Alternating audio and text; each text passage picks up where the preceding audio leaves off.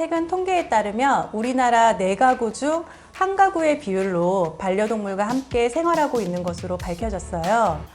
맞습니다. 그래서 이번 시간에는 이슈로 떠오르고 있는 반려동물 법적 지위에 관해서 알아보는 시간을 가져보도록 하겠습니다.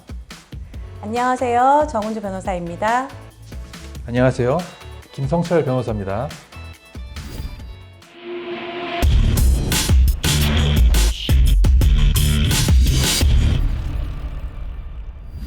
요즘 이렇게나 많은 분들이 반려동물과 함께 하시는데 가족 같은 이 애틋한 반려동물과 평생 함께 하면 좋겠지만 반려동물과도 언젠가는 이별을 해야 하잖아요. 변호사님, 혹시 반려동물이 죽으면 어떻게 해야 하는지 아시나요? 글쎄요. 뒷산에 고이 묻으면 되나요? 예, 묻고 떠불러 가시면 됩니다. 가 아니고 반려동물이 죽었다고 뒷산에 묻으시면 안 됩니다. 현행 법률상으로는 반려동물 사체 처리 방법으로 3가지가 가능한데요. 종량제 생활 쓰레기 봉투에 담아 버리거나 동물병원에 위탁해 의료 폐기물로 버리거나 동물 화장장에서 화장을 해야 합니다. 아, 그렇군요. 반려동물의 사체가 쓰레기와 유사하게 취급되는 이유는 아직 법이 동물을 물건으로 규정하기 때문인 것으로 보입니다. 민법 제98조는 물건이라 함은 유체물, 전기, 기타 관리할 수 있는 자연력을 말한다고 규정하고 있는데요. 동물도 물건으로 규정하고 있기 때문에 동물이 살해되더라도 가해자에 대해서 형법상으로는 재물손괴죄로 처벌하고 있는 것이 현실입니다. 전에는 애완동물이라는 표현을 많이 썼었는데요. 이제는 사람들의 인식에 많은 변화가 와서 애완동물이라는 표현은 더 이상 사용되지 않고 사람이 정서적으로 의지하고자 가까이 두고 기르는 동물이라는 의미의 반려동물이라는 표현이 사용되고 있습니다.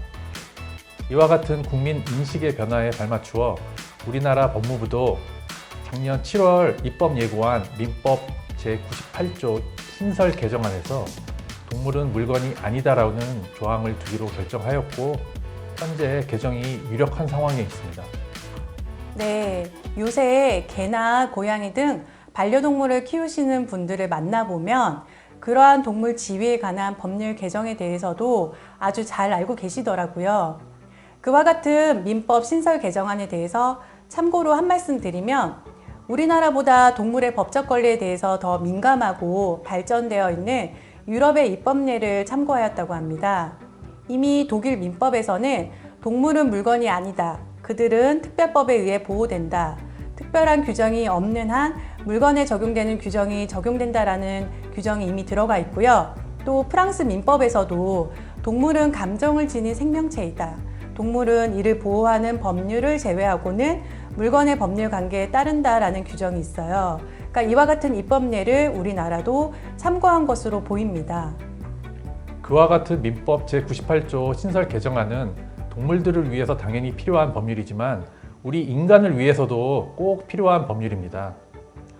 우리 인간에게는 왜 필요한 것이죠? 예, 요즘 심심치 않게 고양이, 강아지 등을 대상으로 한 동물 학대 사건이 잇따르고 있는데요. 특히 최근 일어난 사건들의 경우 잔혹한 범행이 장기간 여러 차례 반복적으로 이루어졌다는 점에서 더욱 공분을 사고 있습니다.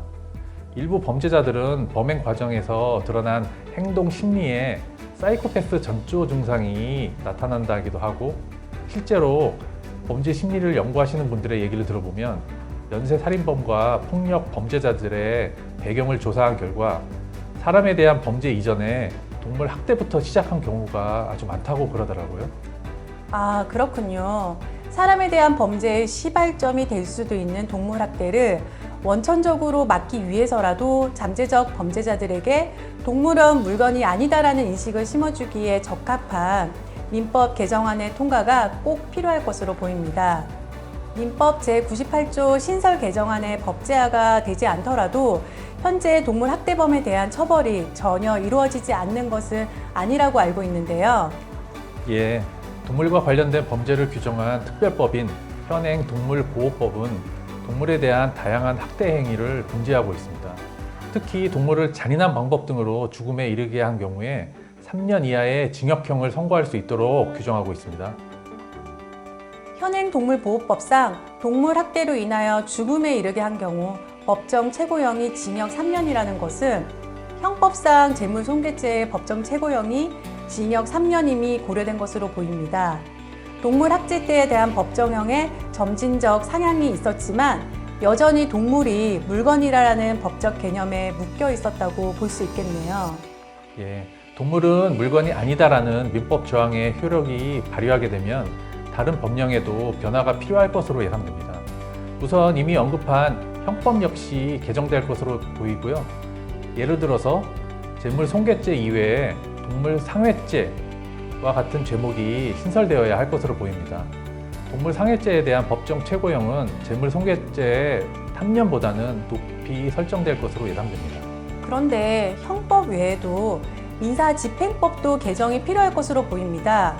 현재 동물은 민법상 소유권의 객체로서 물건에 해당하는데 압류가 금지되는 물건으로는 규정되어 있지 않은 탓에 그 주인이 금전 채무를 이행하지 못한 경우에는 원칙적으로 그 소유의 반려동물 역시 채무자의 책임 재산으로서 강제 집행의 대상이 됩니다. 그렇죠. 소위 말하는 빨간 딱지를 동물에게도 붙일 수 있고 동산에 대한 강제 집행으로 채권자가 채무자의 반려동물을 가져올 수도 있는데 만일 동물은 물건이 아니다라는 민법 조항이 시행되게 되면 압류, 강제 집행의 내용을 다루는 민사집행법도 동물에 대한 압류 및 강제 집행의 대상에서 반려동물을 제외하는 내용의 개정이 되어야 할 것으로 보입니다. 네, 맞습니다. 법무부는 최근 발표한 2021년 입법 추진 계획에서도 강제 집행의 대상에서 반려동물을 제외하는 내용으로 민사집행법 개정을 추진하겠다고 하였습니다. 예, 오늘 말씀 나눈 내용과 같이 반려동물에 관한 민법, 민사집행법, 형법 등 법령의 개정이 모두 이루어지면 그야말로 동물권의 향상이 이루어질 것으로 예상됩니다. 반려동물 및 그 보호자들에게는 정말로 꿈이 현실이 되는 상황이 될 것으로 보이네요. 네, 오늘은 반려동물의 법적 지위에 대해서 알아봤는데요. 시청하시는 분들께서도 많은 도움이 되었으면 좋겠습니다. 다음 시간에는 더 핫한 법적 이야기를 가지고 돌아오겠습니다. 모두 구독 꾹!